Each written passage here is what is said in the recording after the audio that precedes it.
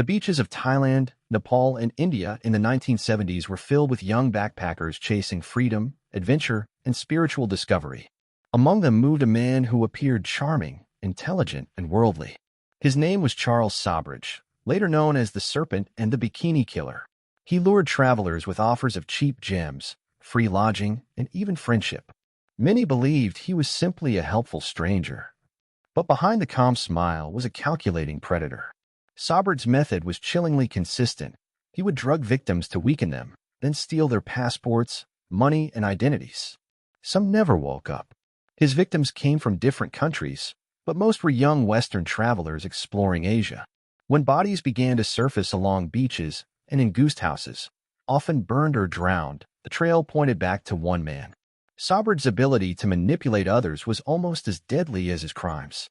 He recruited followers, convincing them to assist in his schemes, making them accomplices to robbery, fraud, and even murder. Despite the growing suspicions, Sobhraj often slipped through the cracks. His gift for disguise and false identities allowed him to evade police across multiple countries. Authorities believed he was responsible for at least 12 murders, though the true number may have been much higher. In 1976, his luck ran out. After a poisoning scheme in India went wrong, police finally arrested him. He spent 2 decades in an Indian prison, living like a king behind bars, bribing guards, and charming fellow inmates. When his sentence ended in the 1990s, he returned to freedom. But his arrogance drew him back into the spotlight. In 2003, Sobhraj traveled to Nepal, a country where he was still wanted for murder. There, he was recognized and captured once again. This time, justice was not so easy to escape. He was convicted of multiple murders and sentenced to life in prison. Even behind bars, his name carried a strange fascination. Documentaries, books, and TV series portrayed his life, fascinated by how one man could manipulate so many. Some saw him as a master criminal, others as a cold-blooded killer with no remorse. Charles Sobhraj's story is one of deception, greed, and the darkest sides of charm. From the hippie trails of the 1970s to prison walls in Nepal, his legacy is a reminder that evil can often wear the face of kindness. In the vibrant chaos of 1970s Bangkok, Charles Sobhraj walked through crowded markets with confidence, his sharp suits and expensive watches making him stand out from the backpackers in worn jeans and sandals. To the world, he seemed like a wealthy businessman, someone trustworthy, even glamorous. In reality, he was carefully scanning for his next target: lonely travelers, young couples, or groups of friends far from home. Sobhraj's preferred hunting ground became known as the Hippie Trail, the route through Asia where Western travelers sought enlightenment, drugs, and adventure. In cities like Bangkok, Goa, and Kathmandu, he perfected his art of manipulation. He pretended to be a guide, a merchant, or even a savior when tourists fell ill. What they didn't know was that it was often Sobhraj himself who poisoned their drinks or food, watching calmly as confusion and weakness took hold. Victims were stripped not only of their possessions but of their lives. With their stolen passports, Sobhraj and his accomplices could travel freely, sell jewels, and build false identities. His charisma was his greatest weapon. He convinced people that he was their friend, even their protector, until the very last moment when betrayal became fatal. His partner in crime, Marie-André Leclerc, was deeply in love with him. Under his spell, she assisted with his schemes, even when they turned deadly. Another follower, Ajay Chowdhury, became his loyal right-hand man, helping dispose of bodies and cover the tracks of their crimes. Together, they formed a small but dangerous network, one that terrified the backpacker community across Southeast Asia. For years, Sobhraj seemed unstoppable. When police closed in, he slipped away, using bribery, disguise, or sheer audacity. His escape from justice in Afghanistan, where he feigned illness, drugged guards, and vanished into the night, only added to his reputation as the Serpent, a man impossible to hold. But every criminal empire eventually begins to crack. In India, he grew reckless, orchestrating a mass poisoning to incapacitate a group of tourists at once. Instead of quiet compliance, his victims fought back, and police captured him. In prison, Sobhraj lived like no ordinary inmate. With money and manipulation, he bribed guards, hosted lavish dinners, and enjoyed luxuries unheard of behind bars. His control was so absolute that even in confinement, he thrived. For 20 years, he sat in an Indian cell, reading newspapers and watching the world change, his legend only growing outside the prison walls. When his sentence ended, He walked free, older but still arrogant, convinced that he remained untouchable. That arrogance led him back to Nepal, where he had murdered before. He underestimated how many people still remembered his crimes. In 2003, spotted in a Kathmandu casino, he was arrested once more. This time, there would be no escape. Courts convicted him of multiple murders, and he was sentenced to life in prison. Even then, Sobhraj enjoyed the spotlight. Interviews with journalists revealed his calm demeanor, his refusal to admit guilt, his obsession with how history would remember him. Some described him as a psychopath, others as a genius manipulator. He never showed remorse, never offered apology. To him, it was all a game, one he had nearly mastered. For decades, his story fascinated the world. Books, films, and Netflix series turn his life into a chilling reminder of how charm can mask cruelty. His victims' families, however, lived with the pain of unanswered questions. How many more lives did he take that were never discovered? How many deaths were covered up by the shadows of distant countries? Charles Sobhraj remained in prison in Nepal until 2022, when, due to old age and health issues, he was released after serving 19 years. He returned to France, no longer the sharp-dressed predator of the 1970s, but an aging man whose crimes still haunted the memories of countless families. The story of Charles Sobhraj is not just about one man. It is about trust, deception, and the fragility of human kindness when it meets calculated evil. On the surface, he was a charming traveler. Underneath, he was a predator who stalked the innocent across borders, leaving behind a trail of death and fear. His legacy will forever remain one of the darkest chapters of crime history. The nights in Bangkok were alive with music, neon lights, and the laughter of travelers who thought they had found paradise. In the middle of this chaos, Charles Sobhraj studied them like prey. He had a way of finding the vulnerable, the ones who looked lost, who carried too much cash, who trusted too easily. With a glass of wine or a simple conversation, he wove his web. When victims suddenly fell ill, Sobhraj appeared to be the savior. He brought them medicine, offered them a room, sat by their side with gentle words. But the medicine was poison, the room was a trap, and the man smiling at their bedside was the very reason they were dying. He would watch them weaken, then disappear with their passports, money, and identity. By the time police found the bodies, burned in shallow graves, floating in the ocean, or lying lifeless in rented apartments, Sobhraj had already moved on to the next destination. In Kathmandu, a Canadian backpacker was found drowned. In Thailand, a young woman was discovered burned beyond recognition on the roadside. In Malaysia, travelers vanished without a trace. The pattern was invisible to most, but investigators began to notice one name connected again and again: Charles Sobhraj.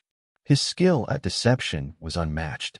He could become a diamond dealer one day, a wealthy businessman the next, even a sympathetic fellow traveler. Wherever he went, he had a new name, a new story, and forged papers to prove it. Authorities across Asia tried to capture him, but each time he slipped away, like smoke through their fingers. His followers, too, were prisoners of his manipulation. Marie-Andrée Leclerc, once a small-town Canadian woman, left her life behind to follow him into the darkness. She believed she was in love, but love quickly twisted into complicity. Ajay Chowdhury, loyal to the end, carried out Sobhraj's dirtiest work, disposing of victims, enforcing silence, ensuring no one lived to tell the tale. To outsiders, it looked like a glamorous, international couple living in luxury. To those who saw too closely, it was a nightmare disguised as romance. As the death toll grew, whispers spread across the backpacker trail. Some travelers began warning others of a mysterious couple who offered help that always ended in disaster. Police, too, were piecing the puzzle together. But Sobhraj remained bold, as if convinced he could never be caught. His downfall came not from perfect police work, but from his own arrogance. In New Delhi, he tried to drug a group of students all at once. Expecting them to fall quietly under his control, he underestimated their strength. When the victims realized what had happened, they fought back. Police rushed in, and for the first time, Charles Sobhraj could not talk or bribe his way out. Even then, prison was not punishment for him. In Tihar jail, he lived like a king. He bribed guards, wore expensive clothes, and even threw parties behind bars. Journalists visited him, fascinated by the killer who seemed untouchable. His legend grew while his victims' voices faded into silence. But the world had not forgotten. In 2003, in a twist of fate, he returned to Nepal, a country where he had murdered years before. He thought no one would remember. But a journalist spotted him in a casino, and police swooped in. This time, the trial was relentless. Witnesses came forward, evidence resurfaced, and the mask of the untouchable criminal finally slipped. Sobhraj was sentenced to life in prison. Even in old age, he remained unapologetic, speaking to reporters with the same calm arrogance he carried in his youth. He claimed innocence, hinted at secret deals, and smiled at the cameras. To the very end, he saw himself not as a murderer, but as a player who had controlled the game. But the truth was in the faces of his victims, young men and women who never made it home, families left with grief and questions, lives stolen for greed and thrill. His charm was a weapon, his smile a disguise, his love a trap. Charles Sobhraj's story is one of a man who lived as a predator in plain sight, moving through paradise with a heart of darkness. Decades later, the fear he spread still lingers, a chilling reminder that sometimes evil doesn't hide in shadows. It sits beside you at dinner, offers you a drink, and smiles as it ends your life. Bangkok, mid-1970s. The heat clung to the streets, and travelers filled cheap hostels, rooftop bars, and the open-air markets.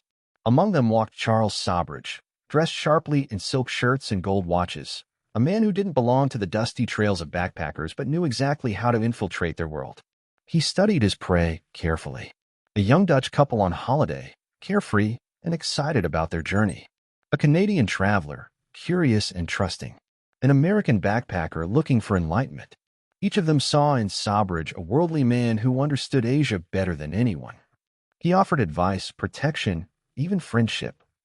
They never suspected that behind his calm eyes, he was calculating how much money they carried, how easy their passports would be to forge, and how quickly they could disappear without anyone noticing. The bodies began to appear one by one. A burned corpse on the roadside in Thailand. Another washed up on a beach in Pattaya. Tourists went missing in Malaysia, Nepal, India. Some were found in shallow graves, their identities stripped away. Others were never seen again. The victims came from different countries, but the trail connected back to one man. Investigators pieced together his pattern, poisoning his victims, waiting until they grew weak, then finishing the job. He was careful, almost surgical in his methods. He slipped away before the law could catch him, using stolen passports to hop from one country to the next. Each time police closed in, he was already gone, leaving confusion and grief in his wake. But he wasn't alone. Beside him was Marie-Andrée Leclerc, hopelessly in love, so entangled in his lies that she helped him trick and trap victims. And his right-hand man, Ajay Chowdhury, handled the tasks too dirty for Sobhraj to risk himself, disposing of bodies, intimidating witnesses, ensuring silence. Together, they formed a deadly triangle that haunted the Hippie Trail. Despite the mounting deaths, Sobhraj almost seemed to enjoy playing with authorities. In Afghanistan, he faked illness, drugged the guards, and escaped. In Greece, he slipped away right under the eyes of police. Each escape only fed his legend, and newspapers began calling him the Serpent. But arrogance is a dangerous companion. In 1976, he overplayed his hand in New Delhi. Planning to drug and rob a group of French students, he watched in shock as several fought back, realizing too late what he had done. Chaos erupted, and when the police arrived, the infamous Serpent was finally caught. Prison didn't break him. Inside Tihar jail, one of India's toughest prisons, Sobhraj turned confinement into comfort. He bribed guards with cash and jewels, dined on restaurant food, and even hosted parties behind bars. Inmates respected him. Guards feared him. Journalists lined up for interviews. It was as though prison was just another stage for his performance. For 20 years, he stayed in India, his crimes echoing across Asia but never fully catching up with him. When his sentence ended, he stepped back into freedom, older but still confident that the world would bend to his will. That confidence led him to Nepal, a country where he was still wanted for the murders of a young American woman and her Canadian companion. In 2003, he made the mistake of being seen in a Kathmandu casino. His face was recognized instantly. Police arrested him, and this time the courts showed no mercy. He was convicted of murder and sentenced to life in prison. Even then, Charles Sobhraj never admitted guilt. He spoke to reporters with the same calm smile, denying responsibility, deflecting blame, and insisting that history had misunderstood him. To him, life was always a game of control, and even as an old man, he played his part. In December 2022, After nearly 2 decades behind bars in Nepal, he was released on health grounds and returned to France. No longer the sharp-eyed predator of the 1970s, he walked free as an aging man with heart problems, but his name still carried the weight of fear and fascination. The legacy of Charles Sobhraj is written not in his escapes or interviews, but in the lives he destroyed. Young travelers who never made it home. Families left with grief that spanned decades. A trail of death across continents. He remains a chilling reminder of how charm can be a mask, how trust can be a weapon, and how evil can move quietly in the face of kindness. The serpent slithered through the 1970s, leaving shadows that will never disappear. Kathmandu, 1975. Two young backpackers, Canadian Laurent Carrière and American Connie Jo Bronzik, were full of excitement as they explored the vibrant city. Both were on the famous Hippie Trail, searching for adventure and meaning. They met a charming stranger who introduced himself as a gem dealer, sophisticated, well-spoken, worldly. That man was Charles Sobhraj. Within days, Laurent and Connie were dead. Their bodies were discovered in separate locations. Connie stabbed and burned, Laurent drowned and stripped of his belongings. Nepalese authorities had little evidence at the time, but whispers began to circulate. This was the work of the serpent. Back in Thailand, another tragedy had struck. A young Dutch couple, Henk Bintanja and Cornelia Hemker, were lured to Sobhraj's Bangkok apartment. They believed he could help them with gems, with visas, with travel plans. Instead, they were poisoned. Their bodies were later discovered in a shallow grave, burned almost beyond recognition. It was this case that finally began to tie the scattered deaths together. Investigators realized the pattern was not coincidence. Someone was preying on travelers across Asia. Sobhraj's manipulations reached beyond victims. He was skilled at drawing people into his orbit. He had Marie-André Leclerc by his side, who helped prepare fake documents, who smiled at victims while they unknowingly walked to their deaths. He had Ajay Chowdhury, the loyal enforcer who followed orders without question, even when it meant carrying a lifeless body into the night. To outsiders, they looked like a glamorous trio of jet-setters. In reality, they were a network of predators. Police from multiple countries tried to coordinate. But Sobhraj always stayed one step ahead. He bribed officials in Bangkok. He forged documents in Kuala Lumpur. He slipped across borders using the stolen passports of his victims. By the time authorities realized who he was, he had already vanished into the next country. The legend grew. Newspapers began to write about a mysterious killer who targeted hippies on the trail. Survivors whispered warnings in hostels, "Don't trust the gem dealer." But Sobhraj's charisma was stronger than fear. He could look into a stranger's eyes, speak with calm authority, and disarm their suspicion. His victims often trusted him until the very last moment. When he was finally caught in New Delhi after his botched poisoning of French students, the world celebrated. But prison for Sobhraj was no defeat. Inside Tihar jail, he became a king. He paid guards to bring him fine food, alcohol, even luxury clothing. Visitors described him as untouchable, as though the walls of the prison did not apply to him.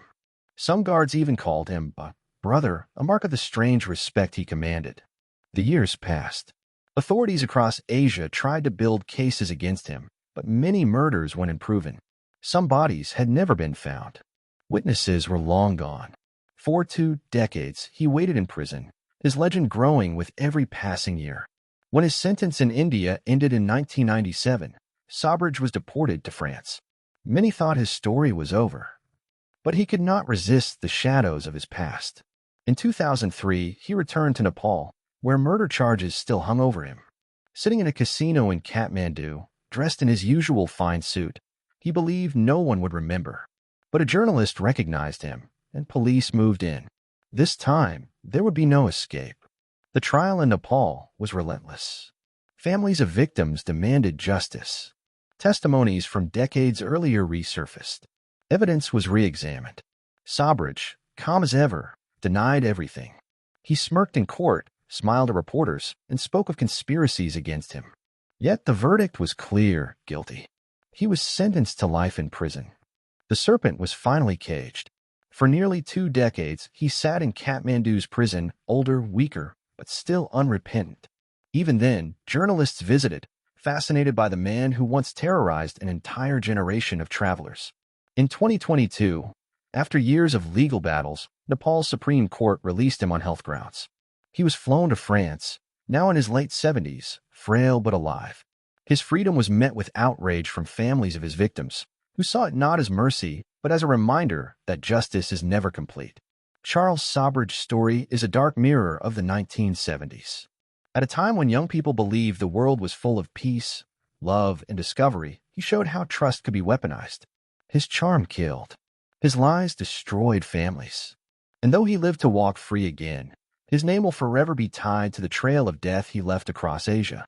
The trail of death Charles Sobhraj left behind was not just scattered headlines. It was personal stories of travelers who vanished, often with the same pattern of betrayal. In 1975, Teresa Knowlton, a young woman from Seattle, set out to explore Asia in search of spiritual discovery. She was last seen wearing a flower bikini before her body was found floating in a tidal pool near Pattaya, Thailand.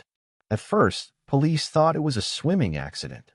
But when reports emerged of her meeting Sobhraj days earlier, suspicion grew.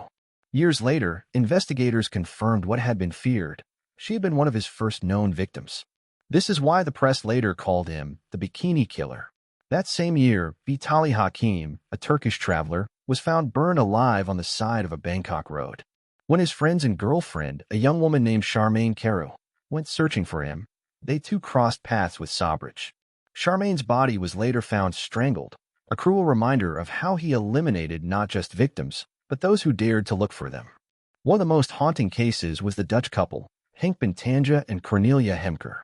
They were vibrant, full of life, writing postcards home about their adventures. Their letters stopped suddenly. Days later, their bodies were discovered charred, dumped on a roadside. Friends of the couple recalled meeting Sobhraj just before they disappeared. Their deaths became key in building the case that linked multiple murders to the same man. Then there was Laddie Duparc, a Frenchman who fell into Sobhraj's circle. At first, he was an ally, helping with scams and thefts. But loyalty to Sobhraj was fragile. Those who displeased him or threatened to leave risked becoming victims themselves. Many believe Duparc knew too much. His fate was sealed when he mysteriously vanished, never to be seen again. Each case showed the same cruel precision: befriend, drug, exploit, eliminate. And each case showed how easily Sobhraj moved through borders. With fake passports taken from his victims, he could reinvent himself endlessly. To Thai police, he was a French businessman. To Indian police, he was a gem dealer. To unsuspecting tourists, he was a savior offering help. To his victims, he was death disguised as kindness. But no matter how careful he was, his arrogance kept surfacing. He enjoyed the control, the spectacle of being untouchable. He often returned to crime scenes, lingering in the very places where bodies had been found. Investigators said it was as if he wanted to test fate, to see how far he could push before being caught. His eventual capture in India was not just luck. It was his downfall written by his own pride. Drugging an entire group of students at once was reckless, even for him.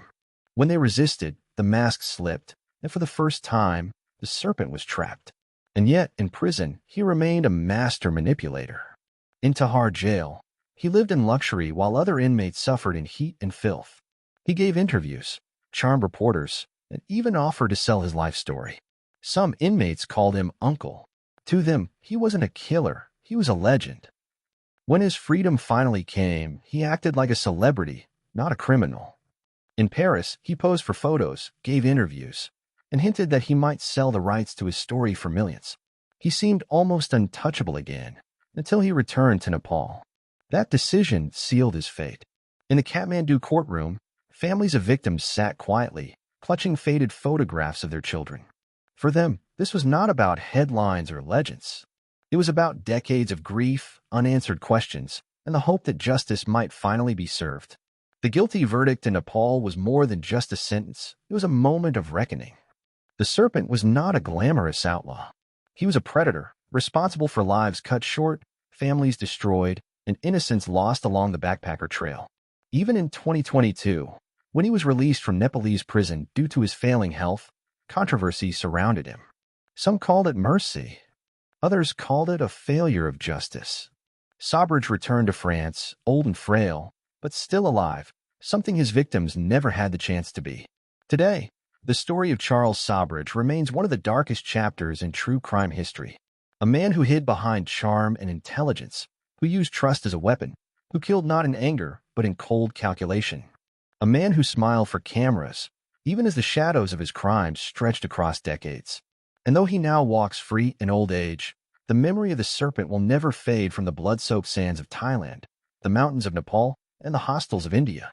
His legacy is written in the silence of the victims who never made it home.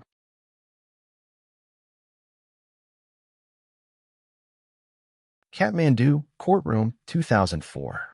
The small chamber was packed with journalists, locals, and grieving families.